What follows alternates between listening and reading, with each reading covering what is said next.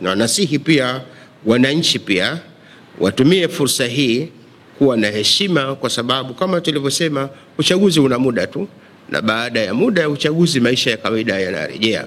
Kwa hivyo chochote kisicho sawa kikitumika katika uchaguzi kabla au baada, maana yake uchaguzi utakapokusha, hayo yaliyobaki yakisemwa ndiyo yatakayochukua nafasi, na pengine nafasi yake ikawa mbaya zaidi kuliko kipindi cha uchaguzi.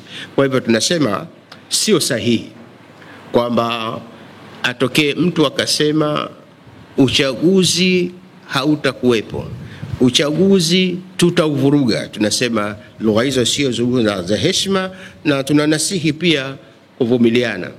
Yapo katika mazingira ya kisiasa linaweza likasemwa jambo na baadhi ya wengine lisiwafurahishe jambo hilo.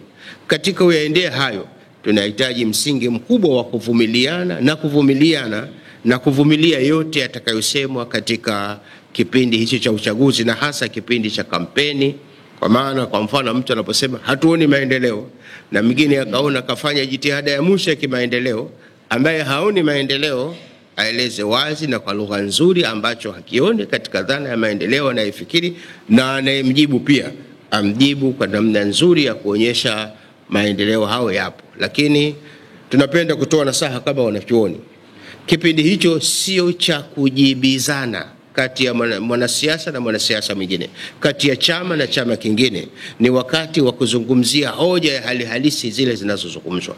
Ikizungumzwa hakuna maendeleo, jaribu kueleza dhana ya maendeleo badala ya kusema fulani alisema jambo la namna hii. Kikiwa kipindi cha kujibizana, kitakuwa sikio kipindi sahihi. Kama wanachuoni tunatoa nasaha hiyo, wananchi, wanachama, wagombea na vyama wajielekeze katika matukio, wasijielekeze katika kujibizana wao kwa wao. Assalamu alaykum warahmatullahi wabarakatuh.